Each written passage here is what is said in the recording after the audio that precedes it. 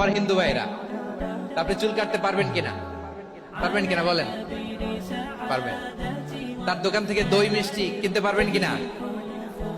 হ্যাঁ, আমার মুসলিম ভাইয়ের দোকান থাকলে ওইটারে আমি বেশি প্রায়োরিটি দিব, ঠিক কিনা?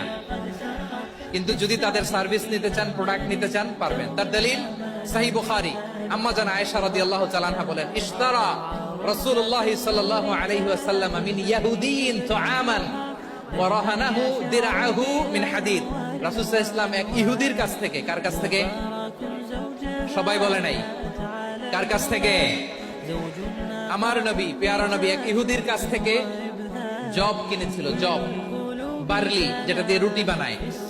ওই জবের দাম দেওয়া টাকা পয়সা নবীর কাছে ছিল না। ফলে নবী ওনার একটা পোশাককে মর্গেজ রেখেছিলেন, মর্গেজ, বন্ধক, যে এখন এটার দাম দিতে পারবো না, কয়েক কেজি বার্লি নিয়ে যাই আর বন্ধক হিসেবে আমার জামাটা রেখে গেলাম, যেদিন দাম দিব ওই দিন জামাটা ছুটাই নিয়ে যাবো।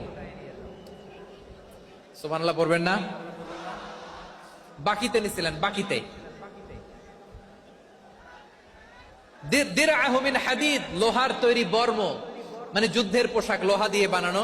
বিশ্বনবী বললেন, কয়েক কেজি জব দাও, টাকাটা পরে দিব, এখন টাকা নাই, বন্ধক হিসেবে, মর্গেজ হিসেবে আমার জামা রেখে গেলাম, যখন টাকা দিব জামা ছুটায় নিব। আওয়াজ করে বলতে হবে সুবহানাল্লাহ।